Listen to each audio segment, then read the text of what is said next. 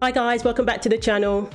So we have a crazy story out of Australia regarding women's sports. An amateur Australian soccer team happens to have 5 transgender players on the team. 5 out of 11 players are transgender, and this is a women's soccer league. Apparently this team has been destroying the competition. They won one match 10-0. One player alone scored 6 goals. So this is where we're at now. It's stories like these that are making a mockery of women's sports. And if this continues, there's going to be no sports left for women. People are already saying that the only benefit from having these transgender players on these teams is that you can make some money. And 5 of them were biological males. No wonder they're cleaning up. They won one game 10-0. One player kicked 6 goals. But some of the outrage of this is that the female teams, or the all-female teams that they were playing against, were not advised at all that they'd be playing against biological males. And there are claims that some of the women were told, do not complain about this, otherwise you'll be reported to an anti-discrimination commission.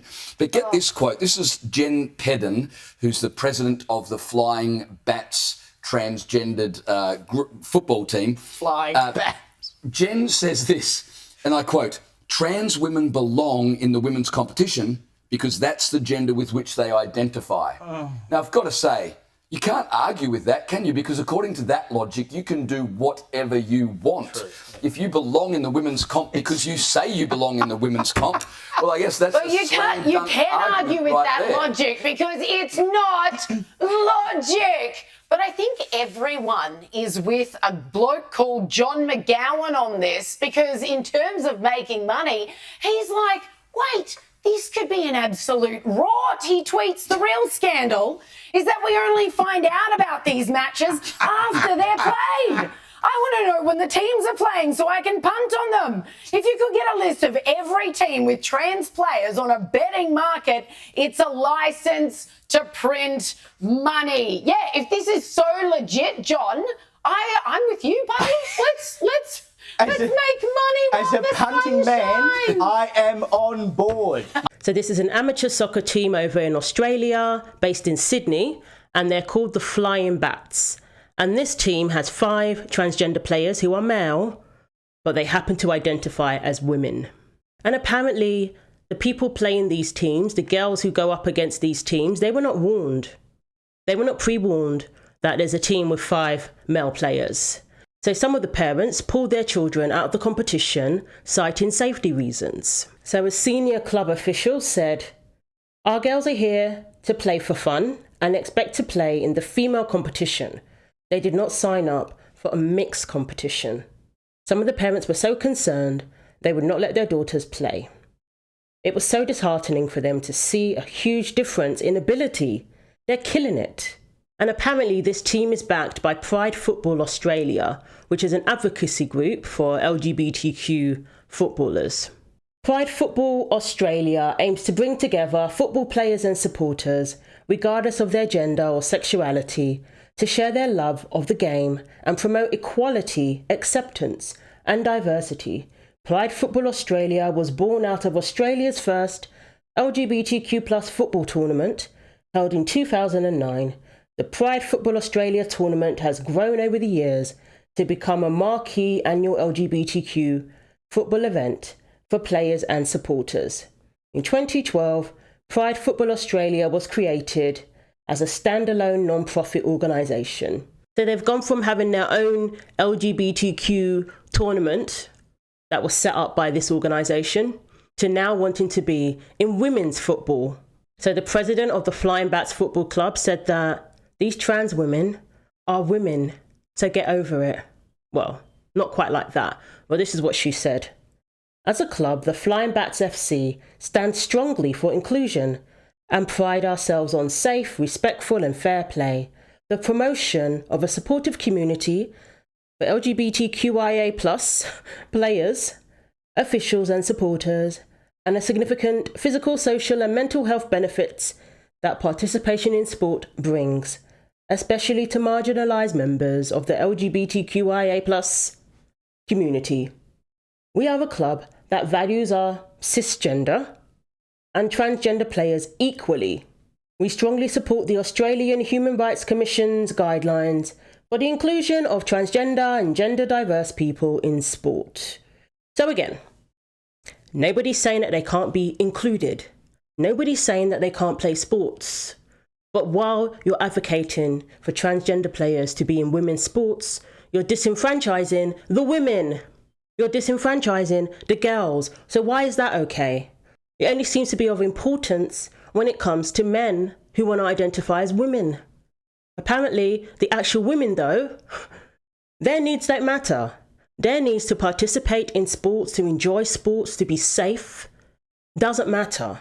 All the benefits that they enjoy from participating in sports, benefits to their well-being, physically, mentally, emotionally, all these things. Apparently that doesn't matter for the women. All they seem to care about are the trans athletes, athletes who would be perfectly fine playing in their own league. They would. There's nothing stopping them playing each other. But for some reason, we're sacrificing women's sports to appease them, to affirm them, when they could be who they are, playing in the appropriate category. Both can be included, both can enjoy sports. But don't force girls to play males, to play against male athletes. Clearly, I don't like talking about advantages anymore because I think that, regardless of the advantage, male athletes do not belong in women's sports. But in this case, the advantage is as clear as day. It is undeniable. I mean, if you were to tell this story about a women's team dominating, one player scoring 6 goals, the team winning 10-0, where they haven't even lost a single game in the entire tournament, winning the whole tournament, the local press at least would be called to report on the story. And a lot of people would say that there's some rising stars in that team.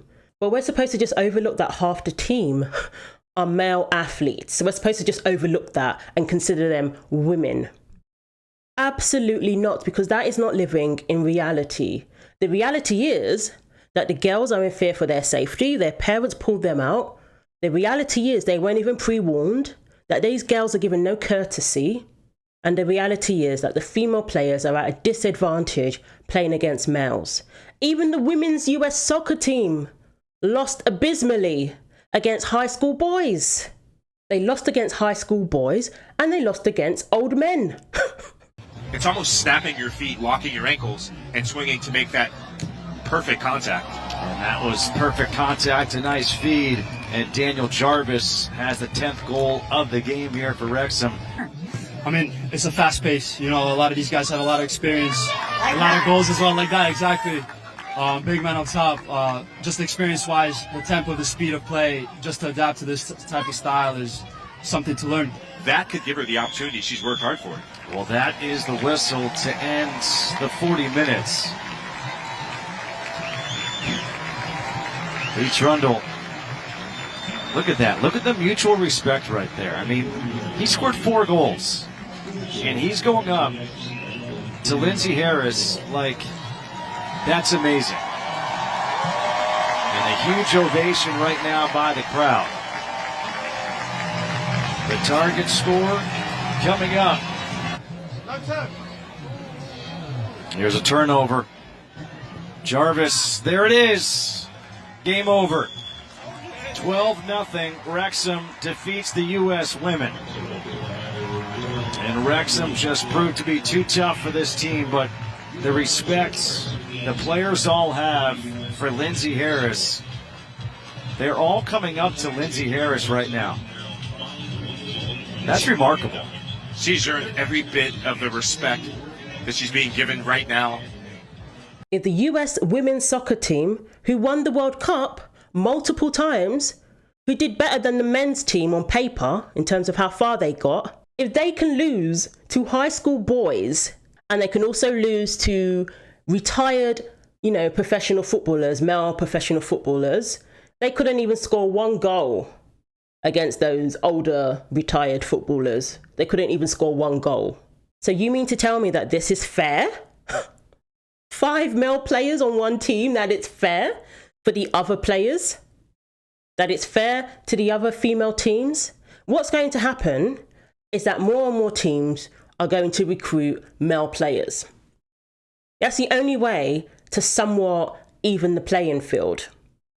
They've got 5 trans players, we're going to need 5 trans players. And guess who's going to be excluded? The women, the young girls. But of course that's going to be okay, right? Because these organisations don't appear to care about women. They don't appear to care about the young girls who this sport belongs to. This is a women's competition, a women's tournament. This is women's football. It belongs to the females. These male players are unwanted guests and they need to leave. So we have Coralie Smith, a spokesperson for Binary Australia, an advocacy group that maintains that there are only 2 genders. Not only did she say that this is putting the female players at risk, she also revealed that the female players were told not to complain. And if they did, there would be repercussions. Same old story. Not only do you have to put up with males being in your sports, being in your category, you're not allowed to voice your opinion. So they're taking away their sports and they're taking away their voice. If this isn't misogyny, I don't know what is. Of course, if you complain, you're going to be reprimanded. You'll be suspended. You will face repercussions. So this story in particular is very alarming because it really does show that women's sports is being dominated. When we make some progress in one area, maybe a sporting body will ban males in the women's categories. Maybe a sporting body will at least make their requirements more strict. Not that that's not good enough, but still. There are some victories here and there. But then a story like this will come up. I mean, it's going on in the UK as well. There are a number of trans players in the women's football. One woman had her knee broken, but women are expected to put up with injuries. They're expected to lose out on prize money because this team in Australia, they won the prize money. It was $1,000. I mean, it's not like life-changing money, but nonetheless, that was the prize money that the female players were denied just because they're female. Because the female players were not given a fair shot being made to play a team with 5 male players. Not even just one, 5. I mean, even over in Canada, there was a story about the volleyball where one team had like 3 male players and the other team had 2. And then we saw a bunch of girls sitting on the bench. At some point, it's just going to be who has more trans players. That's what's going to help you win. That's what's going to help your team be successful. It's a complete circus. And the women are going to self-exclude. Their parents are going to take them out. You know, these young girls.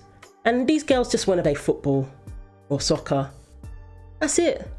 They don't want to be dragged into politics, dragged into this whole gender ideology. They don't. I mean, this association, it just seems like they're encouraging trans players to infringe upon women's sports because they could have been fine with their own league playing each other. They could have been fine with that. They don't want equality when it comes to playing sports. If they had to play against each other, then they don't have an advantage over that person. They don't have an unfair advantage. You're equal. You're all male athletes playing against each other like other male athletes have to do. They have to play against each other because that is what's fair. That is what's safe. That ensures real competitiveness. It's not even fun for the viewers to watch, unless they've put money on it. It's not fun for them to watch teams that are completely unequal when it comes to ability. It's taking away the fun from women's sports. It's taking away the fairness, the competitiveness. Every girl needs to refuse to play against a boy, to play against a man. Even if you find out halfway through, don't come back for the second half. So let me know what you think. Thanks for watching. Like and subscribe. Take care of yourselves, and God willing, I will see you in the next video.